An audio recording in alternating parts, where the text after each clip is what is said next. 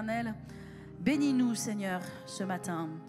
Seigneur, nous ici présents et tous nos bien-aimés en ligne. Et Seigneur, ne nous laisse pas être les mêmes, mais ouvre les yeux de nos cœurs, ouvre les yeux de nos pensées, afin que nous ne pensions pas nos pensées, que nous n'ayons pas des pensées naturelles et charnelles qui sont limitées et sans puissance. Mais Seigneur, que nous ayons ta pensée, tes pensées, ta parole dans notre cœur et que nous soyons transformés. Seigneur, je déclare que dans cette année, nous allons de gloire en gloire et nous allons de victoire en victoire.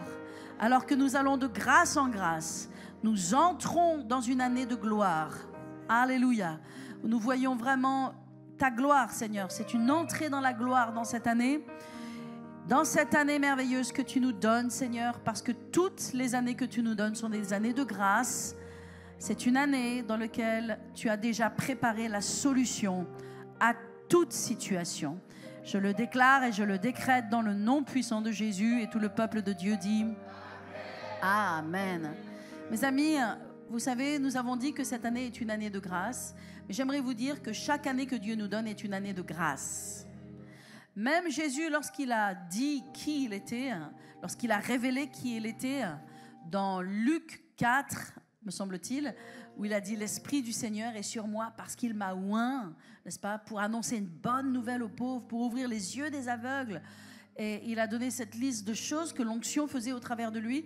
Et il a terminé en disant « Pour publier une année de grâce du Seigneur ».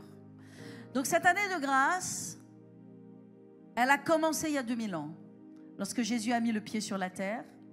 Et elle terminera lorsque Jésus viendra dans les cieux. Donc chaque année est une année de grâce. Et d'ailleurs, à l'époque, en France, quand on écrivait quelque chose, lorsque les rois écrivaient quelque chose, lorsqu'il y avait des décrets, c'était daté. Et on disait toujours dans l'an de grâce. Dans l'an de grâce 1435, dans l'an de grâce 1125 ou je ne sais quoi, dans l'an de grâce. Et il reconnaissait que chaque année est une année de grâce. Donc cette année, je n'ai pas besoin de prophétiser la grâce. Vous savez pourquoi? Parce que cette année est une année de grâce. Et donc, la prophétie pour cette année, ce n'est pas tant que c'est une année de grâce, mais c'est plutôt une année où Dieu a la solution pour toute situation. Donc, si vous voulez savoir quel est le point fort de cette année sur lequel on a besoin de s'appuyer, c'est que dans cette année, Dieu va avoir la solution pour toute situation. Est-ce que tu le crois? Amen. Merci pour ton enthousiasme. Amen. Sur le devant, mais aussi sur le derrière. Amen. Alléluia. Tout le monde est là. Gloire à Dieu. Alléluia. Cette église est vivante. Alléluia. Amen. Gloire à Jésus. Ben écoutez mes amis, j'ai la joie et le privilège de continuer à enseigner sur la prospérité. Parce que moi, je ne sais pas si dans cette église, il y a quelqu'un qui veut prospérer. Alléluia. Je veux prospérer et je dis à Dieu, Seigneur, donne-moi l'esprit de foi. Vous savez, pour prospérer, il faut avoir l'esprit de foi. Et j'aime la foi, et la foi, c'est quelque chose de surnaturel. C'est quelque chose d'extraordinaire. C'est quelque chose qui nous fait entrer dans la dimension de Dieu. C'est quelque chose qui nous fait entrer dans le surnaturel de Dieu. La foi, c'est incontournable. Donc, nous devons continuellement grandir dans la foi et avancer dans la foi. Les gens de foi croient dans la prospérité. Donc, si tu veux être un homme ou une femme de foi, crois dans la prospérité. Alléluia. Amen. Parce que les gens de foi croient dans la guérison. Ils croient dans les miracles. Ils croient dans la prospérité. Ils croient dans l'intégralité de la parole de Dieu.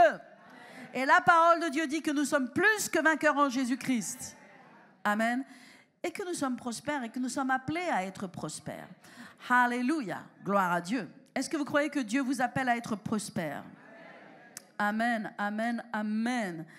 Oui, Dieu nous appelle à être prospères et j'aimerais simplement vous donner un passage. J'ai plein de passages à vous lire ce matin.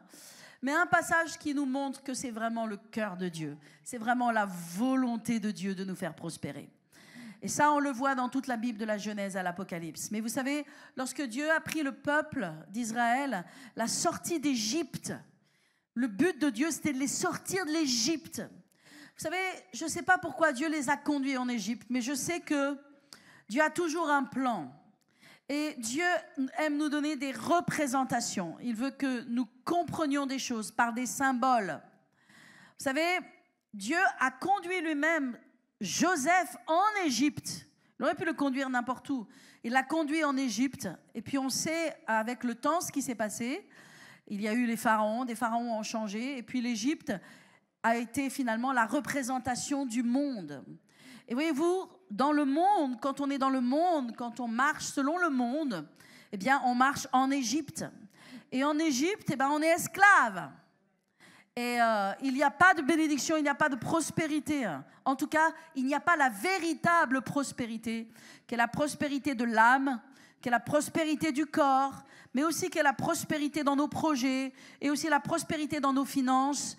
Et c'est une prospérité vraiment à 360 degrés. Alléluia. Et c'est ce que nous voulons. Dans cette année de 365 jours, nous voulons une prospérité à 360 degrés. Alléluia. Amen. Et je pense que Dieu les a amenés spécialement en Égypte pour que nous ayons l'image de ce qu'est l'Égypte et pour que nous ayons l'image de là où Dieu nous amène. Parce que Dieu, chacun d'entre nous, nous a fait sortir d'Égypte. Donne un coup de coude à ton voisin et dis-lui, Dieu t'a fait sortir d'Égypte, Coco. C'est fini l'Égypte pour toi maintenant. Alléluia. Mais voyez-vous, Dieu les a amenés dans un bon pays. Dans un bon pays. Et je lisais ce passage dans Deutéronome 11, verset 10. Simplement, si vous voulez, vous prenez la référence, mais je vais vous lire ce passage dans Deutéronome 11, 10.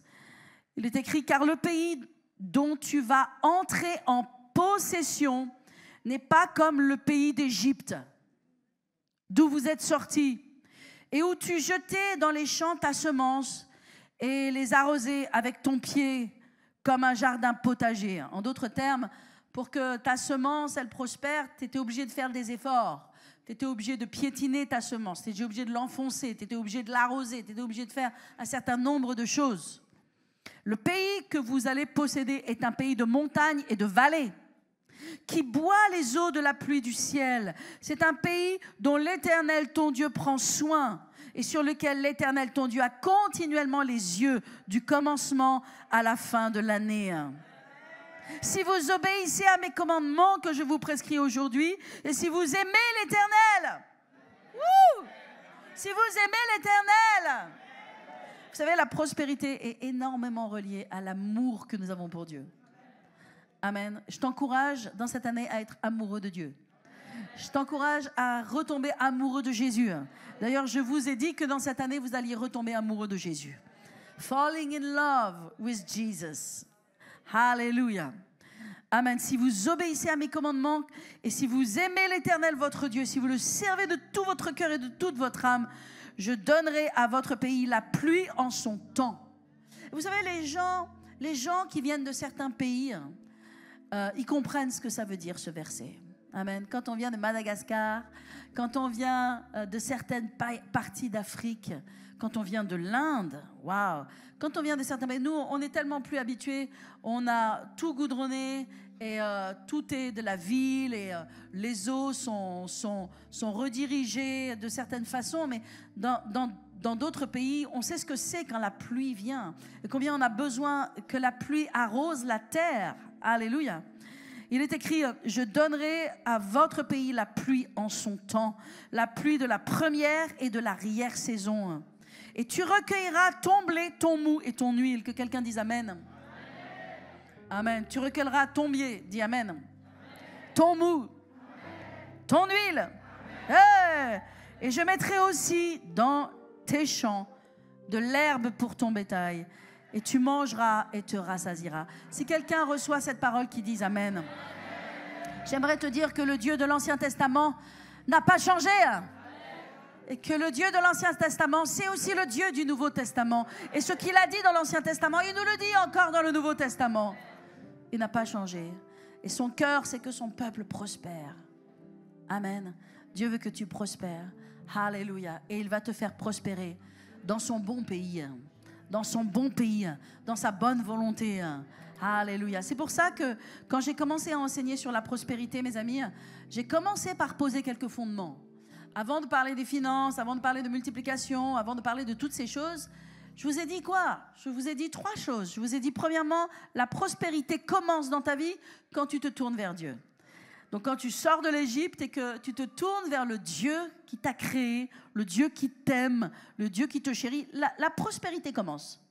La prospérité commence. C'est le départ de la prospérité dans ta vie.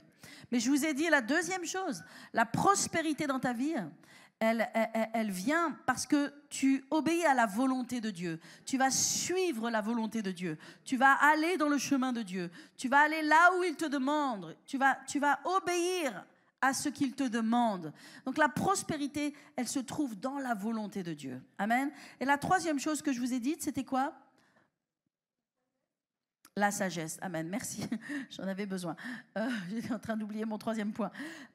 Oui, absolument. Je vous ai enseigné la sagesse et je vous ai expliqué que pour prospérer, alléluia, on a besoin de la sagesse. Alléluia. La sagesse est... C'est non négociable. C'est important de grandir dans la sagesse parce que parfois, on peut avoir de la prospérité, on peut avoir des capacités, des dons, des talents, plein de choses qui peuvent rendre notre vie vraiment bénie. Dieu nous a donné ses dons et ses talents, mais par manque de sagesse, on peut détruire les bonnes choses que Dieu met sur notre vie. Amen. Manque de sagesse dans nos paroles, manque de sagesse dans nos réactions. Et chacun d'entre nous, on doit veiller à cela. Amen. Donc maintenant, on va entrer dans une nouvelle dimension de la prospérité. Et je veux vous parler notamment ce matin de la puissance de la semence. Oh, alléluia. La puissance de la semence. Mes amis, je vais vous dire une chose. La prospérité commence par la transformation de nos pensées. La transformation de nos pensées. Avant que je vous parle de la semence, amen, laissez-moi vous parler de Jabez un instant. Jabez, c'est un tout petit passage qui se trouve dans 1 Chronique 4:9. Et pourtant, c'est un passage très intéressant quand on en a la révélation. Il est écrit, je vais vous le lire, que Jabez était plus considéré que ses frères. Donc déjà, ça commence bien. Enfin, ça a l'air de commencer bien. Il était plus considéré que ses frères et sa mère lui donna le nom de Jabez en disant « C'est parce que je l'ai enfanté avec douleur ». Waouh! Donc on se rend compte que le contexte n'était pas favorable. Hein? C'est un contexte qui est compliqué parce que Jabez, il s'appelle fils de ma douleur. Vous savez, les noms ont du sens. Souvent, je pense aux noms, je vous l'ai dit plusieurs fois, mais parfois quand je fais face à certaines circonstances ou quand je fais face à certaines personnes, quand je vois certaines attitudes, parfois je vais voir le nom de la personne. Donc j'espionne vos noms. Non, mais je crois dans les noms. Je crois dans les noms. Alors, pas les noms, non, les prénoms, toutefois. Amen. Et parfois, les prénoms nous disent des choses à propos des personnes. Jabez s'appelait fils de ma douleur. Quand tu t'appelles fils de ma douleur, tu n'as pas beaucoup d'avenir dans la vie.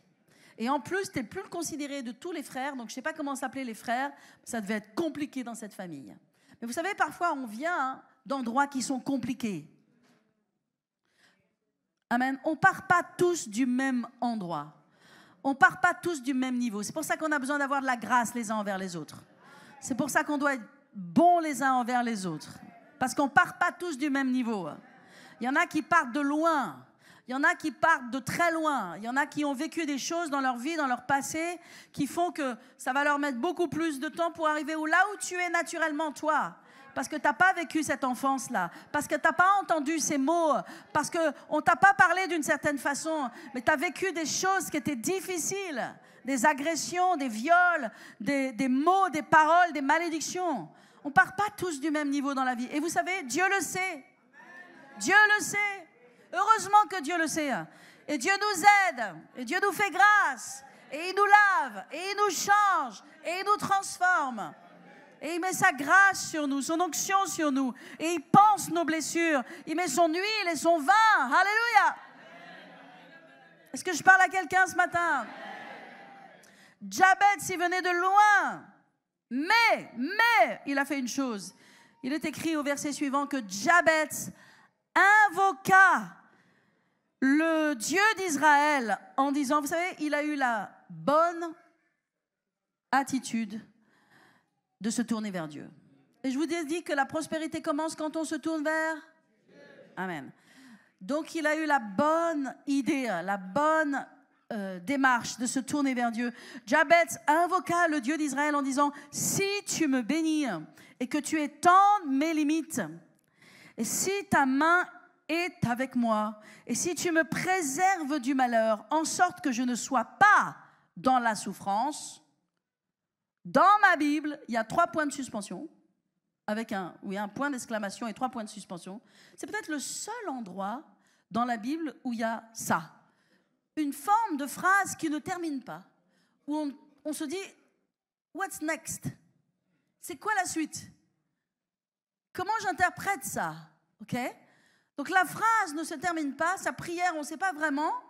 Et il est écrit « Et Dieu accorda ce qu'il avait demandé. » Waouh! Ben, je vais vous dire une chose, ce que sa prière dit. La prière de Jabez, elle dit, si tu me bénis et que tu étendes mes limites. Jabez reconnaissait qu'il avait des limites.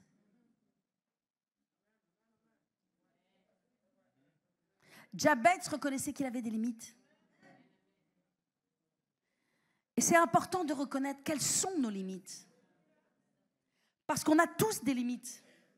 Et je vais te dire où sont tes limites. Elles sont dans ta pensée. Parce que c'est dans ta pensée que tu as des limites. Vous savez, lorsqu'on n'arrive pas à monter dans la foi, c'est qu'on a des limites dans notre pensée. Quand on n'arrive pas à prospérer dans notre vie, c'est qu'on a des limites dans notre pensée. Quand on casse tout ce qu'on touche, c'est qu'on a des limites dans notre pensée. Quand on pense en mal de nous-mêmes, qu'on a une opinion négative de nous-mêmes, on a des limites dans notre pensée. Donc il y a toute espèce de choses qui amènent des limites dans notre pensée. Mais la prière de Jabez a été, Seigneur, si tu me bénis, si tu ôtes les limites de ma vie, si tu m'aides à sortir de mes limites. Et ce que Dieu veut faire pour te rendre prospère, il veut te faire sortir de tes limites. Et les limites sont d'abord dans la pensée. Alors je vais vous enseigner sur la semence. Je vais vous enseigner sur que faire. Qu'est-ce qu'on a besoin de faire? Qu'est-ce que la Bible nous enseigne que nous devons faire? Mais comprenez qu'il ne s'agit pas seulement d'agir, il s'agit de changer notre façon de penser. Il s'agit de changer notre mentalité. Voyez-vous que tout est une question de mentalité. Lorsque les Hébreux se trouvent face à la terre promise, que, comment il s'appelle? Moïse envoie les 12 espions, n'est-ce pas? Eh bien, il y en a 12 qui partent, et il y en a 10 qui reviennent avec un rapport négatif, et il y en a 2 qui disent, c'est un bon pays, on y va, on va le prendre, on va le saisir, il est pour nous. Regarde les grappes, regarde le lait, regarde le miel, regarde les géants, regarde, on est des sauterelles, on n'y arrivera pas. Et combien de fois nous faisons partie du groupe des 10? Combien de fois? Et moi-même, et chacun d'entre nous, au travers des circonstances, tu peux faire partie parfois du groupe des 10 juste parce que c'est la réaction naturelle parfois à certaines choses. L'important, c'est que tu n'y restes pas. Tu sautes du groupe des 10 dans le groupe des 2. Tu dis non, non, non, ça c'est le groupe des perdants et ça c'est le groupe des gagnants. Et moi, je vais dans le groupe des gagnants. Et le groupe des gagnants, et là, c'est un groupe de 2. Dis à ton voisin, change de groupe maintenant.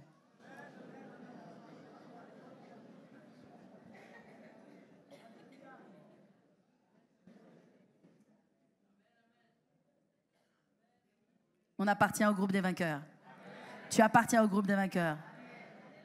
Amen. Alléluia. Dieu est si bon, vous savez. Dieu est tellement bon. Tournez avec moi dans Genèse. Genèse 1. Ouhou. On part du départ, là. Allez, on va poser les bases, là. Sérieux. OK? Alléluia. Au verset 27... Je vous laisse tourner dans vos Bibles un petit peu, ça vous fait du bien. Un petit peu de gymnastique ce matin. Alléluia. Il est écrit, Dieu créa l'homme à son image. Il le créa à l'image de Dieu. Il créa l'homme et la femme. Dieu les bénit. Il ne les a pas maudits. Est-ce que Dieu a maudit l'homme? Non. Dieu a béni l'homme. Ça veut dire que Dieu t'a béni. Il a béni l'homme et la femme. Il les bénit. Et il leur dit, soyez féconds. Cette même chose que Dieu a dit à Adam et Ève, c'est la même chose que Dieu te dit encore à toi aujourd'hui. Quel que soit ton âge, quelle que soit ton histoire, quel que soit ton passé, c'est la même chose que Dieu dit sur ta vie. Il dit, soyez féconds, multipliez, remplissez la terre, assujettissez-la, dominez sur les poissons de la mer, les oiseaux et tout ce qui se meut sur la terre. Et voici, je vous donne toute l'herbe portant de la semence qui est à la surface de la terre, et tout arbre ayant du fruit, amen, ayant en lui du fruit et portant de la semence, ce sera votre nourriture. Alléluia. Amen. Ok, il y a 3 choses importantes qui sont là dans ce passage. Premièrement, je vous l'ai dit, Dieu a béni l'homme. Donc nous sommes bénis, nous ne sommes pas maudits. N'ayez pas peur de la malédiction, n'ayez pas peur des sorts, des sortilèges. Amen. N'ayez pas peur de ce que l'ennemi peut faire dans votre vie, parce que Dieu vous a bénis. Vous avez été bénis depuis l'origine des temps. Et on va voir que dans Noé, quand il y a le temps de Noé, l'époque de Noé, n'est-ce pas, ça va être un redémarrage du monde, de la planète, de la terre et des hommes. Et Dieu va refaire exactement la même chose. Il va redire les mêmes choses dans un redémarrage. Donc autant vous dire que vous êtes bénis. Donc j'aimerais que vous pensiez, je suis béni. Vous dites, oui, mais pasteur, j'arrive pas à terminer mes fins de mois. Tu es béni. Tu n'es pas maudit, tu es béni. Et la bénédiction de Dieu vient sur ta vie au mesure que ta mentalité change et au mesure que tu mets en pratique la parole de Dieu. Est-ce que je peux avoir un amen pour ça? Il les bénit. Il ne les a pas maudits, mais il a parlé sur eux. Très intéressant, c'est juste une parenthèse, que Dieu a parlé la bénédiction. Ça veut dire que la bénédiction se parle. Ça veut dire qu'il faut utiliser sa bouche pour parler. Ok, je ferme la parenthèse. Deuxièmement, il a donné un sens à leur vie. Il a donné une direction à leur vie. Il a donné un objectif à leur vie. Il leur a dit, soyez féconds, multipliez, remplissez la terre. Alléluia. Donc ta vie n'est pas sans but, ta vie n'est pas sans sens. Ta vie, elle est appelée à impacter.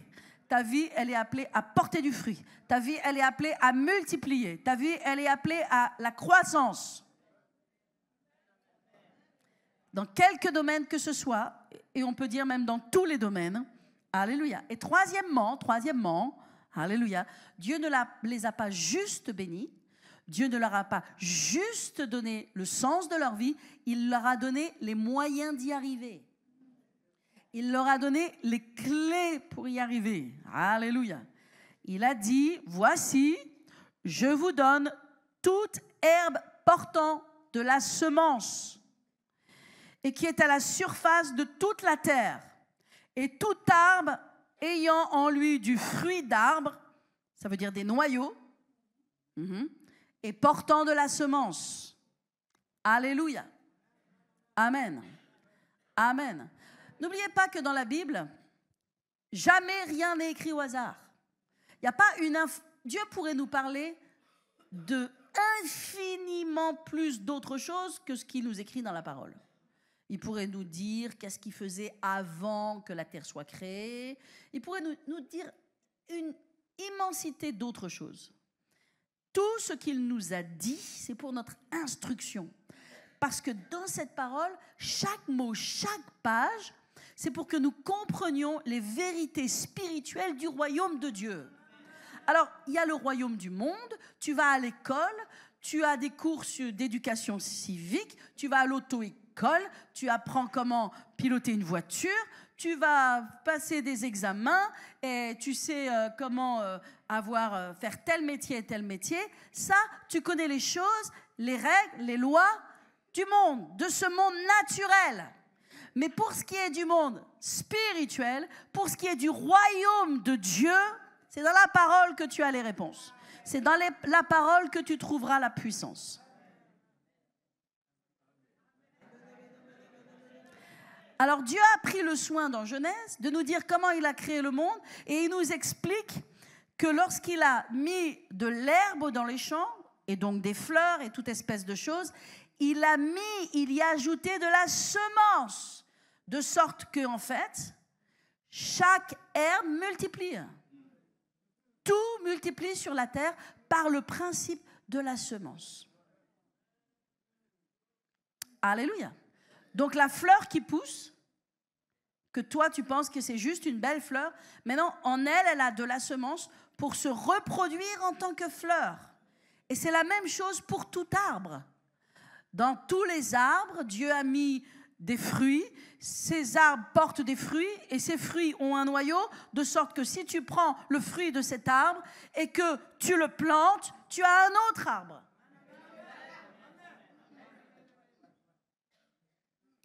It's ungodly. C'est impie que les nations vendent des semences qui ne peuvent pas se reproduire. Et notamment en Inde, les fermiers indiens se sont suicidés en masse de ce que des nations leur ont vendu des semences à prix coûtant, à prix cher, où ils ont mis leurs semences en terre pour produire des récoltes, mais ces semences n'avaient pas la capacité, elles avaient été dénaturées et on leur avait enlevé la capacité de se reproduire. Et donc, il fallait toujours retourner au fournisseur pour acheter de la semence. C'est ungodly. Les gens, les nations qui ont fait ces choses ont mis une malédiction sur leur vie parce que Dieu est un Dieu de semences. Dieu est un Dieu de multiplication. Et dans la semence, il y a tout ce dont nous avons besoin pour prospérer. Amen. Alléluia. Alors, mes amis, quiconque comprend le principe de la semence et la puissance de la semence, amen, et quiconque va vivre selon ce principe divin va entrer dans les lois surnaturelles de Dieu. Va entrer dans les lois surnaturelles de Dieu. Parce que Dieu n'est pas un homme pour mentir, ni le fils de l'homme pour se repentir. Ce que sa bouche a dit, son bras l'accomplit. Tout sur la terre est une semence. Toi-même, tu es une semence. Tu es le fruit d'une semence. Et si cette semence n'avait pas été déposée dans le corps de ta mère, tu ne serais pas là ce matin, tu n'existerais pas. Tout est le fruit d'une semence. Les bonnes choses que nous avons dans la vie sont le fruit de semences, de bonnes paroles que nous avons semées. Alléluia. Amen. Les mauvais fruits que nous avons dans notre vie sont aussi le fruit de semences, de mauvaises semences que nous avons semées. Parce qu'il y a une particularité à la semence. Il y a une particularité, c'est que Dieu, lorsqu'il a mis la semence,